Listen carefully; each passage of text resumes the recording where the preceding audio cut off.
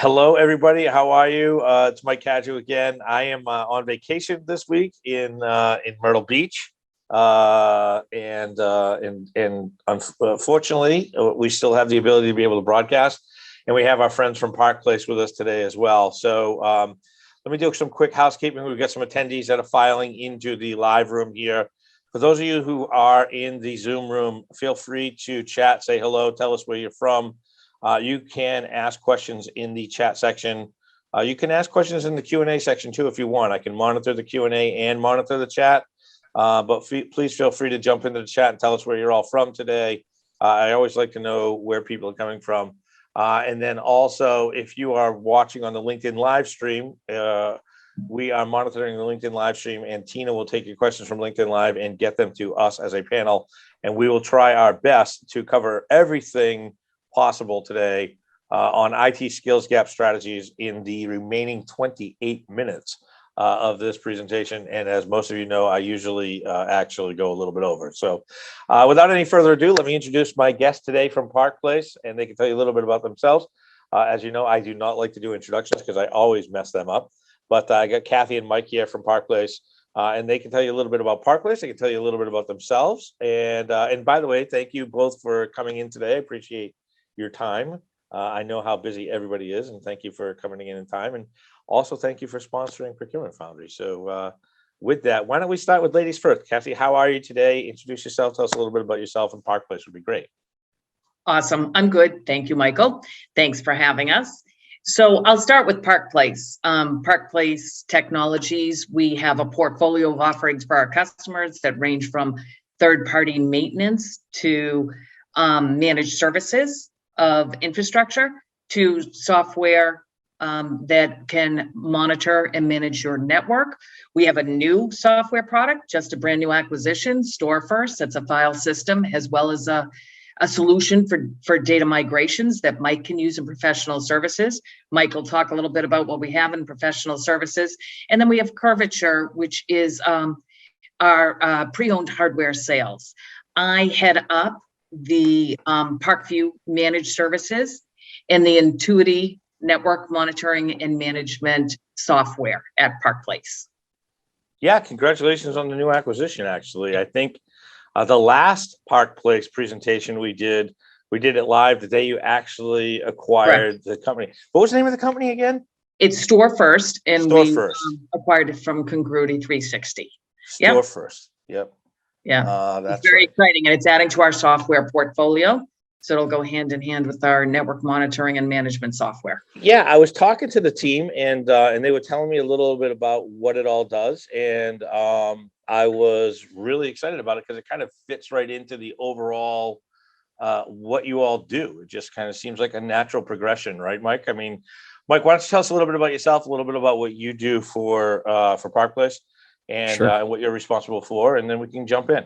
Sure. Thanks, Michael. Yep. Good afternoon, everyone. So my name is Mike Nicholas. I run our professional services sales organization. We're focused on sales activities that support our entire professional services portfolio globally. From a professional services offering perspective, slide 8 there, Michael. Yep. This is your world, right? That's my world. So these are the services that we offer from a professional services perspective. A lot of help within the data center, offices, companies, et cetera, and cover the gamut of field engineer support in those data centers, everything from discovery to and deployments and implementations to the disposition or destruction of hardware if you're no longer needing it or using it. And then as Kathy mentioned, we do have a new offering not listed here under data migration. The StoreFirst solution that we acquired actually enables our ability to facilitate those data migrations as well through that software. So a whole plethora of services available to customers to actually fill the IT gaps and resourcing gaps that they have. Yeah, data migration is a really big thing, right? As procurement people, one of the things we try to do is we try to contract ourselves so that we have less risk associated with what we call painting ourselves into a corner on technology solution providers, right? And data migration is always one of the biggest concerns. I can remember reading a contract once that said, hey, if you want to transition off of our system, absolutely no problem. We'll give you T1 access to your back end, to our back end, so we can get all your data out. And what we calculated was it would take us approximately 9 months to get all of our data out across the T1. And they gave us 30 days of access. And I was like, okay, so this is going to be a problem because we're only going to get 1/9 of our data out of this thing based on how the contract aligns. And that's if we actually knew what we were doing and had a data migration tool. So it makes a lot of sense that that this fits into your portfolio really well. So today's topic is around IT skills gap strategies. And IT skills gaps is a huge problem. I'm sure you're seeing it on both sides of the equation. Michael, from your professional services side, and Kathy, from your side of the equation as well, as far as managed equipment and services goes. So why don't we talk a little bit about that? Can we talk a little bit about kind of what's going on in the IT skill space that you two are both seeing? Because you represent two kind of different areas, and I'd love to hear a little bit about what you're seeing, what the current state of being is around IT skills, and how that all works. Because I mean, we could spend an entire day talking about IT skills. We could run a conference day on this. We're going to try and jam it into the next 25 minutes. But Kathy, why don't you tell us a little bit about what's going on from an IT skills perspective on your side? Then we can talk to Mike about what he's seeing on his side as well. Yeah, and I think it's both with our customers and internally. We're seeing IT skill gaps across the gamut of all of the roles within IT. So that can be from project management to applications to infrastructure management. Specifically in the infrastructure management area, where I work closely with the customers, we are seeing large gaps on older technology. So the older the technology, there's not as many people going into those roles. So or they have a career path out of them. So we're seeing in the older technology, our customers are having a great skills gap. We're also seeing that, across the board, no matter what technology, there's now, a capacity issue with resources because of this, what is being called the Great Resignation, kind of the tail of COVID. So we are also seeing it on the newer technology as well. But I think from a roles perspective in IT, and we're suffering from it as well. It's out there with everyone.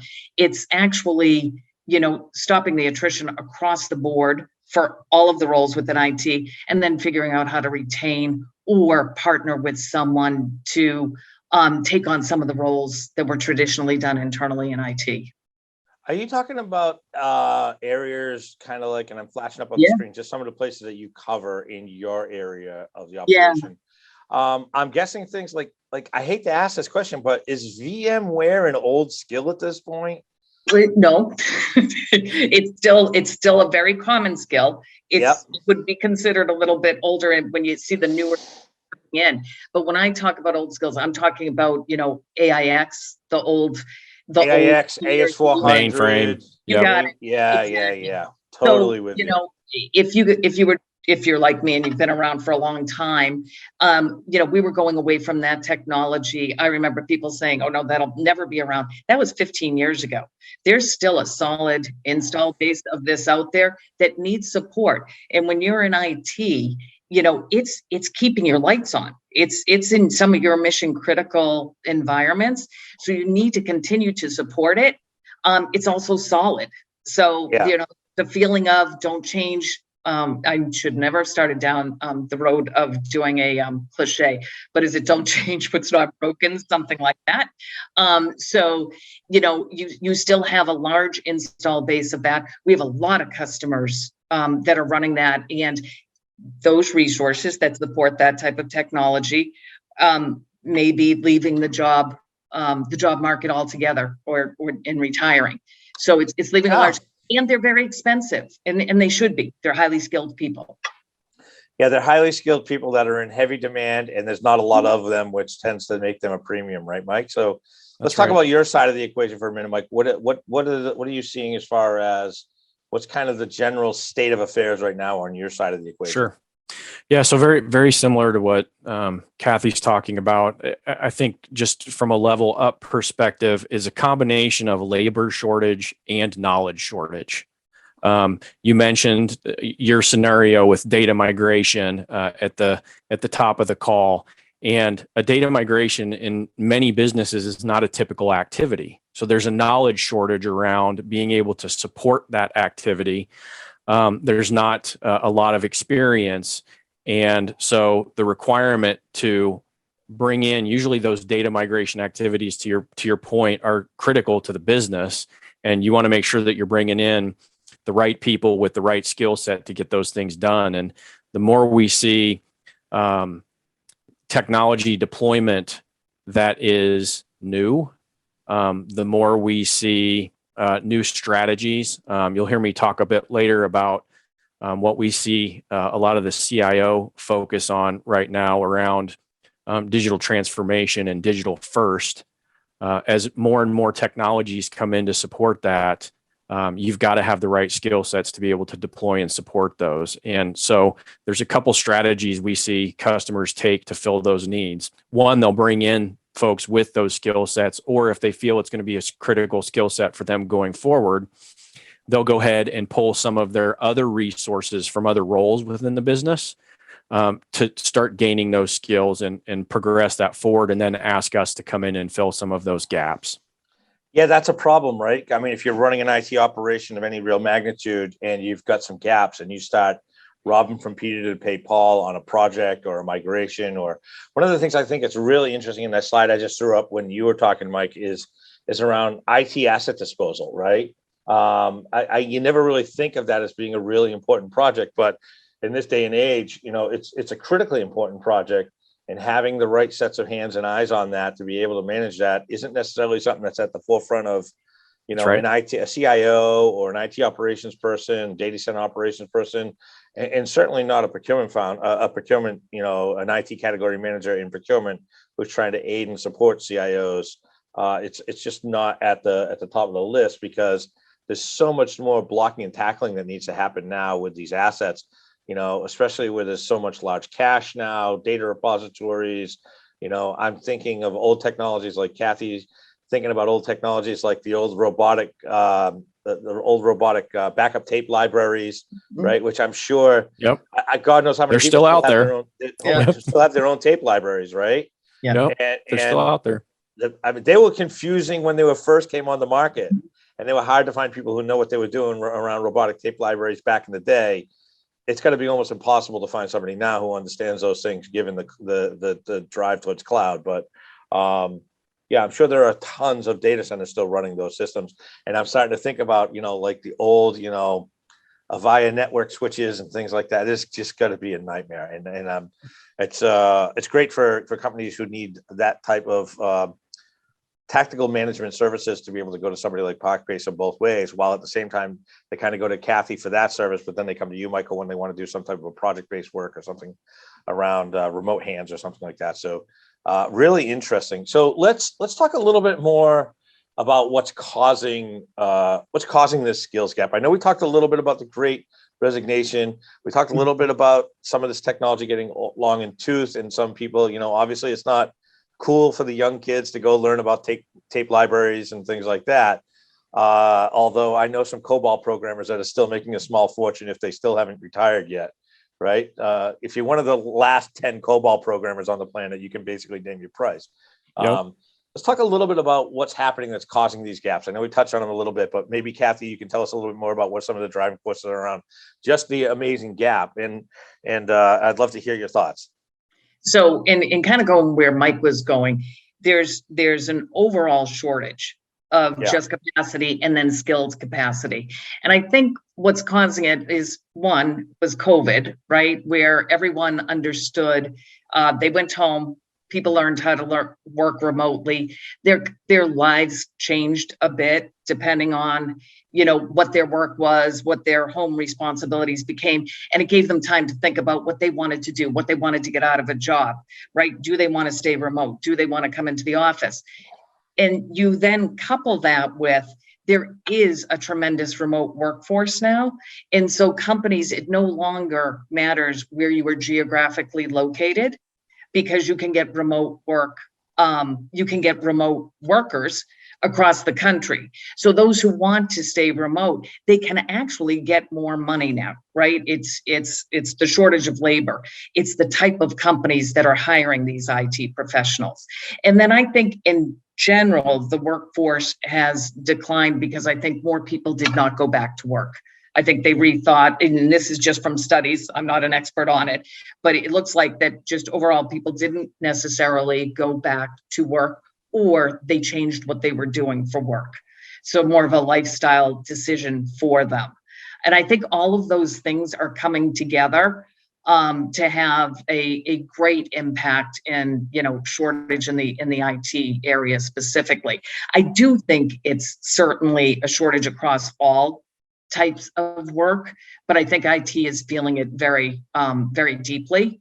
And I think it's a big challenge for CIOs to figure out how they can retain those that have stayed and how they can stop the attrition, and they have to look at things a little bit differently than they have in the past. And things have changed, the world has changed. And then looking at it, 21 saw a lot of people leave the workforce, and especially in IT, the technical side of it. And then I think that's expected to stay for the next foreseeable future, into the next few years. We're continuing to see people change jobs and take on either better opportunities or change their career path altogether. Yeah. Mike, anything to add to that? Any thoughts on what's driving this massive skills gap in technology and IT related operations? Yeah, I think additionally, if you think about the implications of the pandemic, so I mentioned earlier the concept of digital transformation, digital first. The pandemic drove more need for digital first as well. As there was remote workers, you needed digital solutions. As your customers aren't going out now and they're remote, you need more digital solutions. And so there was increased demand on resources in order to, drive these companies to successful solutions. And that demand put additional pressure on the workforce. And I think, some folks, it's interesting. I read a Harvard review, and, it's obviously the healthcare industry was heavily impacted by the pandemic and resignations through that period, but IT was high as well. And it was in the range, the age range of 30 to 45. So skilled workers, people with a lot of experience, and, just hitting the point with that additional demand. I don't know that I need to do this. And back to Kathy's point, if I can do some of this work remote, make as much money, why wouldn't I? Or more. So I think that's significant. The other thing that we didn't talk about are the chip shortages during all this period of time as well. So now you've got inability to get some of the new assets and technology that you want in order to drive some of this digital first. And so you're having to rely on the skill sets and stretching the technology that you have, which also increases demand on the workforce to make use of what you have, because you can't get other technology quick enough. Yeah, I think one of the other things too is it seems like the fact that there's technology in everything that's out there now, right? I mean, when you think about back, and I hate to date myself, but 20 years ago when I was in IT, you went to work for a large corporation and you went to work in the IT operation, and there was one IT shop and the main business was X, whatever that happened to be, And then all of a sudden, everything gets tech enabled, and there's 10,000 MarTech solutions on the market. And if you're a coder or a systems integrator or an API or anything like that, now you can go work for a company whose primary product is actually a piece of technology, as opposed to the technology that enables the primary piece of product. And then at the same time, you've got entire segments of markets that are coming online that have a massive amount of technological need. I mean, think about where technology in automobiles was 20 years ago, where it is today. Right now, if you want to do something really cool and you're a tech savvy person, you can go run the infrastructure or be on an infrastructure team over at Tesla because of the flop. I don't even know the word, how much data is being brought back by automobiles on a nightly basis. Yep. And now you're doing something really cool in an industry that wasn't even there 15 years ago. That's right. Right. So now you're getting more options to go into more industries with more job opportunities. And I think that, yes, there are a whole bunch of people who have decided, hey, I can work remote or work from home, or I can choose the lifestyle that I want. But there's just so many more opportunities now. And yeah, there are tons and tons of young kids coming up through the system who are choosing technology as their track. But there's just, multiples of jobs versus what they used to be back in the day, in my opinion. Right. Yep. And I see a lot of shaking heads. And then probably one of the last big drivers for me is there's just an amazing amount of entrepreneurialism taking place now.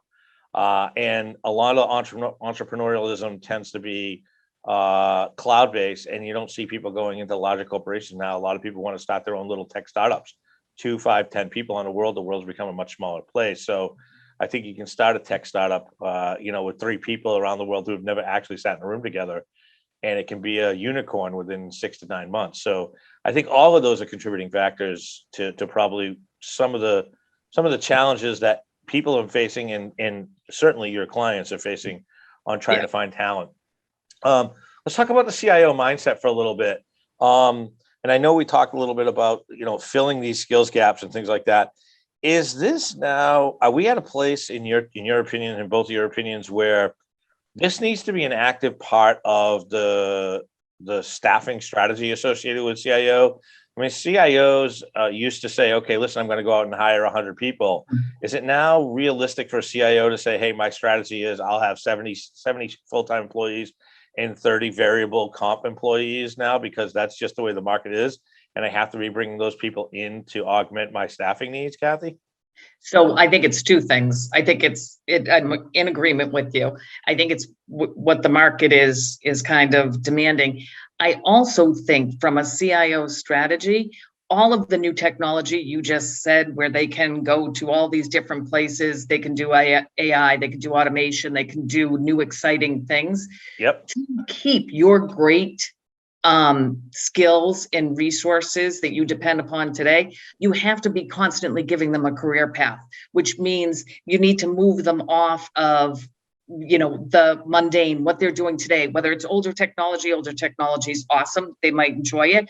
But if they want to go and you are actually transforming and these opportunities are going to be happening, you need to look at the full ecosystem and say, okay, this is where I'm going to transform. And what career paths can I have over there? And then where do I need to partner?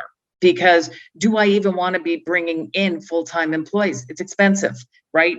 For the older technology or for the existing legacy applications, whatever it is. Or do I want to partner with someone like a managed services that will bring the tools, will bring the automation, will bring the skill sets, because that's what they do, and will bring a lot of experience in doing it, while I'm able to reward, for lack of a better term, my resources to be able to work on the new exciting things, if they so choose. And I really think that it's a different way of looking at it, because in the past, I, like you, Michael, have been around for a while. In the past, the thought of bringing in a managed services or even a professional services to assist me when I was in IT wasn't looked upon that favorably. No, it was frowned upon. Let's be honest. It was threatening. People felt it was threatening. That's not the case today. I don't want to be patching the servers, and if I'm, the IT, they're go-getters. They always have been. But there's a lot. You said it. There's a lot more opportunities today, and so that kind of feeling of I don't want to have a morale hit by bringing in some professional services help or managed services help. I don't think that's there anymore. I think it actually will help build up the cultures, bring them back to what they were before, and give more opportunities to their great IT teams. Yeah. Michael, quick question for you. Specifics around skill sets. Are you seeing CIOs and their procurement counterparts coming to you for specific skill sets that are in demand more than others right now? What do you see from your perspective? I mean, you're not necessarily looking for somebody who knows AS400 work. You're looking for somebody who's got project management skills associated with moving from Azure to AWS or something like that, right? So Actually, I do get the requests for supporting AS400 projects, programs, ongoing activity, to the point of, older technology being supported and skill shortages across the board. I see a gamut of requests that hit everything from data center engineers to DBAs to technology specific skill sets. And it's interesting. One of the challenges that we face is, in many instances, if there's a resource gap left in a company, typically it's an individual that they were around long enough and they were servicing multiple domains of knowledge. And so to go to market and say, I need a guy that knows this, this, this, and this, in many instances, you can't find that one resource. So one of the challenges that we see are when those unique resources that were serving a business need and serving multiple domains of knowledge, therefore getting kind of a unique skill set themselves, requests for individuals that have that gamut of experiences, it's difficult to fill.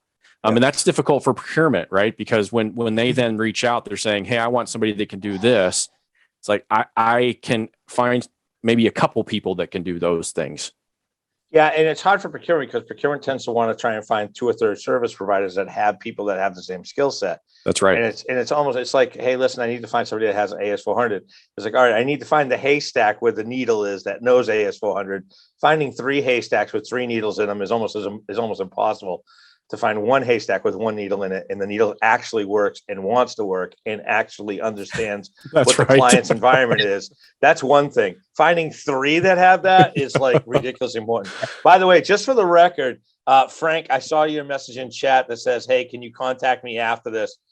Frank wants somebody from Park Place to give him a call. That is not planted, but I want to thank Frank because we are getting back in the negotiations with Park Place soon. So thank you, Frank. I really appreciate that. Just so Larry and Jennifer, who are looking in the green room, I did not plant Frank, by the way, just so you know. But thank you, Frank. All right, so let's talk a little bit about the clients that are coming to you from a tactical perspective versus a strategic perspective, right? I'm assuming that a lot of what they want both of you for in both of your lines of business is around tactical day-to-day blocking and tackling, and potentially even a little bit of strategic project management, because it's like, oh my God, I have to get off this system and get to something new, or oh my God, my version of Oracle is so old that the support documentation was carved into a piece of granite with a chisel. And I need to get up to the latest version of Oracle or whatever it might be, right? This tends to be more of a tactical operation so that the CIO and the CPOs of the world can actually focus on and bring them more into strategic. Is that accurate? This is kind of stuff that they don't want to have to, they just want to set it and forget it and make sure they've got a good partner in this space like Park Place, right? Yeah, I'll let Kathy go first. She's nodding the hardest, Mike. Oh yeah, yeah. Well, I thought because you had said tactical was me, so I'm like, okay, I'll start. No. I know. I hear you. So I would say, for the tactical short term, we're going in for filling that capacity need. We have a lot of customers coming to us saying it's in this specific area. Let's stay with AIX. It's my AIX area. I'm lacking capacity. Certainly because we do have all of the different technology skills, we're able to do it without what you would spend on an FTE. We often find that it will expand across, and it does become a little more strategic on, do you want to look at a greater part of the entire server environment, not just monitor it for me, not just, open up the ticket, help remediate, but actually manage it for me, do all of the patching. And so we expand through, and it continues. We partner. The best cases are when we're using our tools to automate the monitoring, getting the immediate triage, and then doing the remediation as a partner with the customers, with the customer's IT resources right on the floor. But I will say, Michael, it usually starts with, we have a specific need, and then broadens from there. Right. Mike? Yeah, my experience is very, very similar in our organization. I'd say the tactical is typically the beachhead, but what we find is many of the tactical activities then turn into deployment programs, which are very strategic for the customer. And then they're asking us to engage and participate in the strategic definition of those more programmatic approaches to larger scale engagements. But the tactical is typically the beachhead, and we build trust and confidence in our ability to deliver for the customer, and they ask us to participate in more and more. When you're looking to, and I'm going to ask Mike a quick question on this because it seems to be a little bit more in his arena, but I could be wrong, Kathy. You can answer as well. Is it harder to fit somebody in for a hard skill set or a soft skill set, Mike? Sorry, and also if you could tell me a little bit about soft skills. What are some of the really high demand soft skills? Analytical thinking, best project management, how to build a business case, things like that. That you're placing people in at to be able to drive these projects and manage some of the client's needs. Yeah, I think you hit it from a soft skills perspective, specific to more of the organization around a program. It is more of the project management activity. And our business model was actually, I have project management over 99.9% of the work that I do today.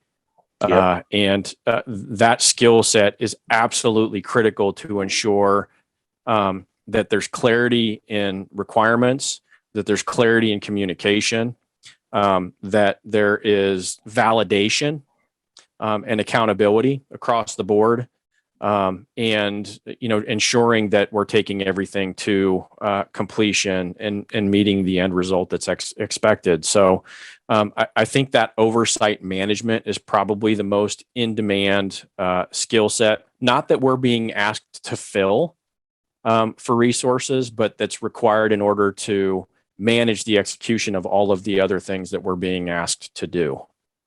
Kathy, from your perspective on the technology side of the equation, trying to backfill back office operations, just for the procurement people that are watching right now, in case they haven't gotten this request yet, what are some of the biggest technology requests you're getting from technology management teams saying, oh my God, I don't have anybody to cover this gap right now? What are you seeing? And I know we talked a little bit about AS400. We talked about some of that stuff. What's the number one, number two gap right now so that procurement people will know, hey, this is, if you haven't seen this yet, it's coming.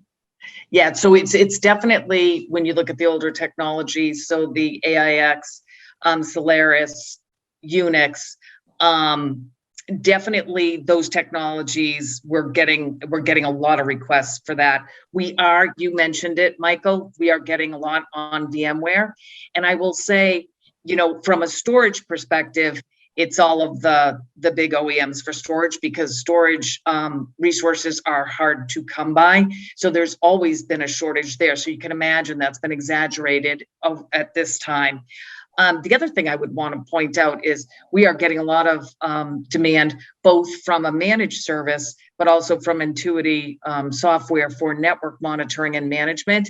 And I think that has a lot to do not only with the shortage of resources, but with all of the security concerns today, whether it was what happened with SolarWinds a couple of years ago, or what just with Log4.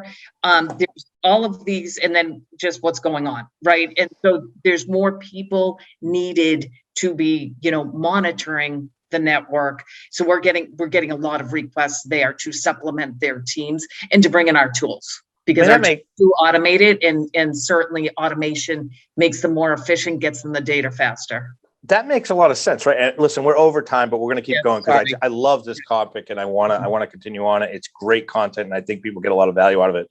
I mean, it just makes sense. If you look at Michael's slide, Michael's talking about people enabling wireless, right? A wireless as a technology, as a data technology network infrastructure and management, just adds to the entire complexity of the footprint of a network. And it makes sense to me if Michael is being asked to wirelessly enable networks, that people are saying, oh my God, now I don't have enough people to actually watch all the blinking lights all day long. I got to bring Kathy in to help me with the blinking lights, right? 24 hours a day, 7 days a week. Because That's right. let's be honest, there's a lot of 18-year-old kids out there that know how to get behind firewalls on wireless networks now, right? Some 14-year-old kids, and one denial attack against a wireless network all of a sudden makes a really bad sleepless night. So it makes a lot of sense to me. Let's talk a little bit about what procurement and technology sourcing professionals need to focus on for 2022. I know you talked a little bit about, I love the fact that you talked about network monitoring and management. Michael, in your world, big project, lots of moving parts around technology solutions, the ever-changing environment of, we were in the data center, then we went all to cloud, now we're somewhere in hybrid.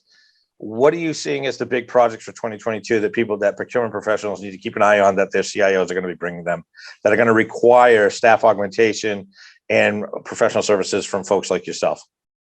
Yeah, there's a lot of cloud activity, as you mentioned previously, and it's not just going to the cloud; it's actually coming back from the cloud as well. We've this trend around edge computing and edge networks continues to significantly grow as well. I think part of the reaction to, you talked about denials of service and other things, we're seeing increased security threats across the board. They're going to continue to grow, and there's war and other things taking place. There's aspects of edge deployment that can help support that. So I think we're going to get continued pressure and probably increased pressure to support more edge type implementations. And then again, I think this concept of taking the people that you have and focusing them on what you think are more strategic within your organization and opening up some of the day-to-day tasks to be covered, that's everything is shining towards that continuing to be a growth spot as well. Yeah, I love that you're talking about coming back from the cloud, right? I think there was an overcorrection on cloud-related consumption to the point now where people are like, okay, this is really great, and my prices were supposed to go down, but they didn't go down. Mm-hmm. So how do we manage that? Because it seems like it's just a constantly increasing cost basis that we need to fix, and data migrations, edge networking as well. I'm assuming that a lot of procurement people come to you and be like, hey, listen, my IT organization needs edge network computing professional services assistants. And they look at you like they've got this, I'm not really sure what I'm actually buying, but I need to buy it look, right?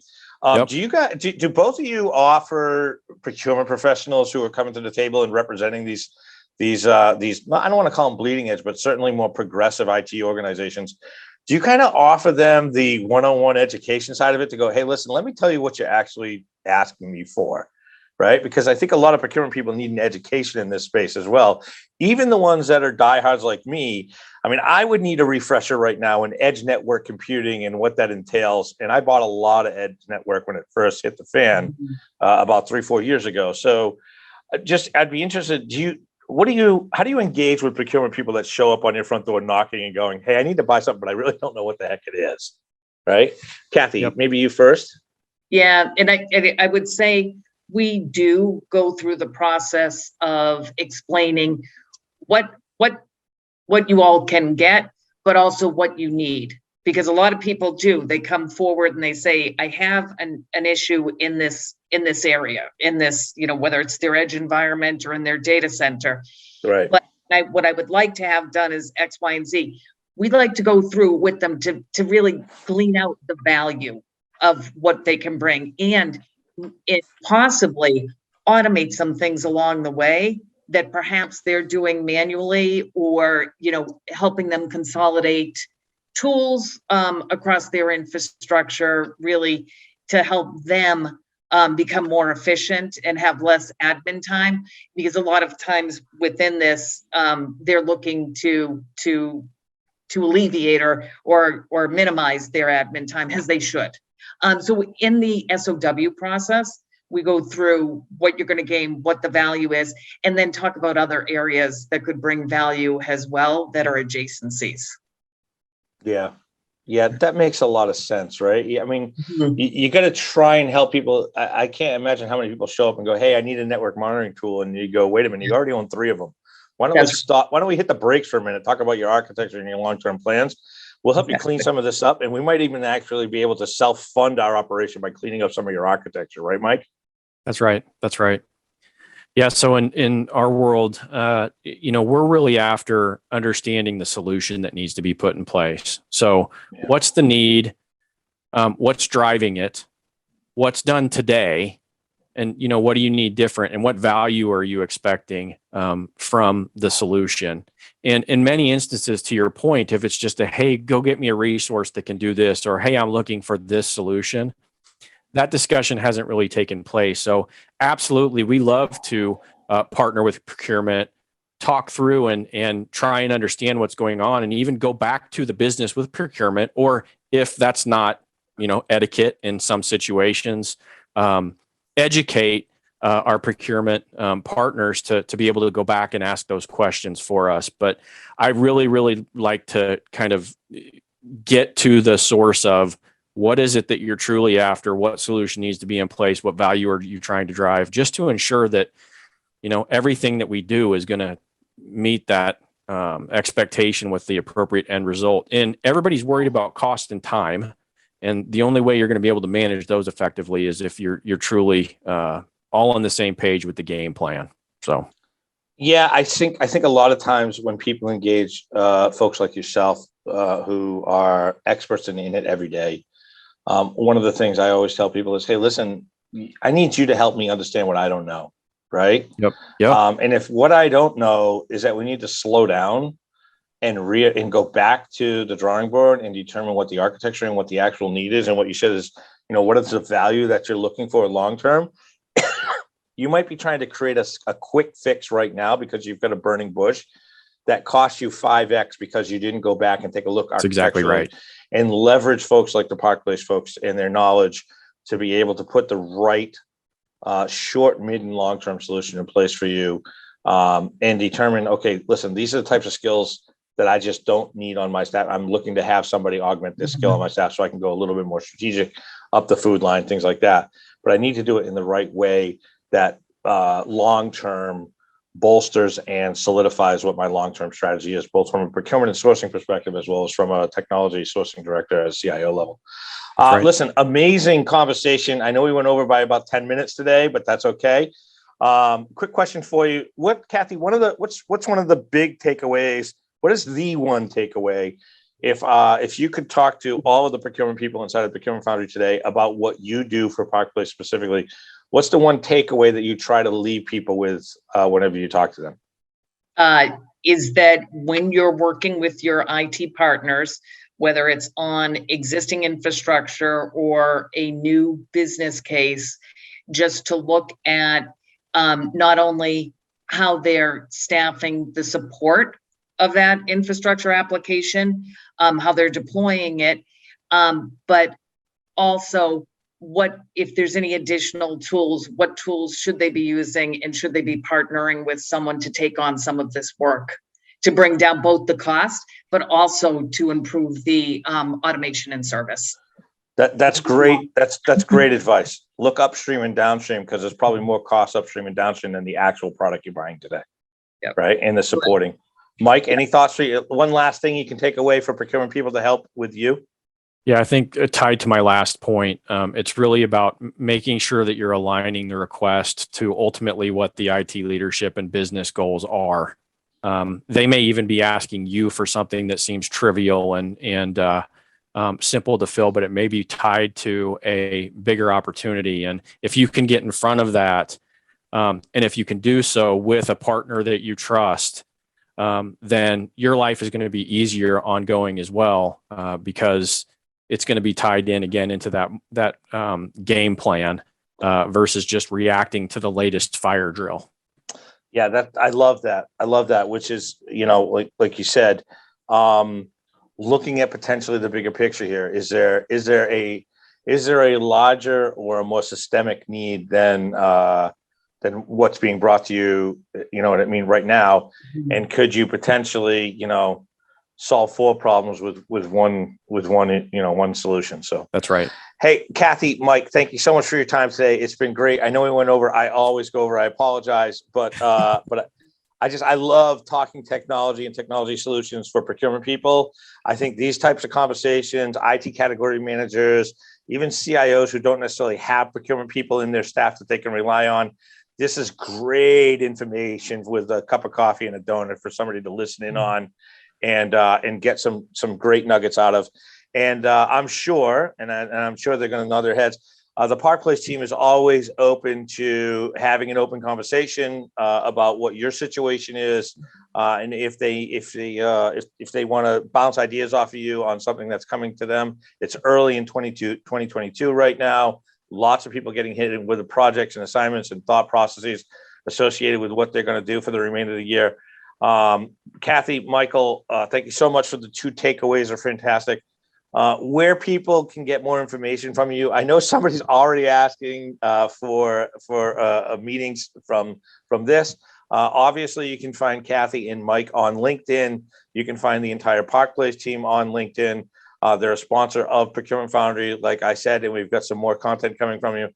Please feel free to reach out to them. They've got a website that we'll link to in our LinkedIn, in our Twitter, in our Facebook feeds as well. And if we didn't get to questions that you had today, I've never met somebody from Park Place who wasn't willing to answer a question and sit down and take 15 or 20 minutes just to walk through. And the best part about them is it doesn't seem like they have an alternative motive.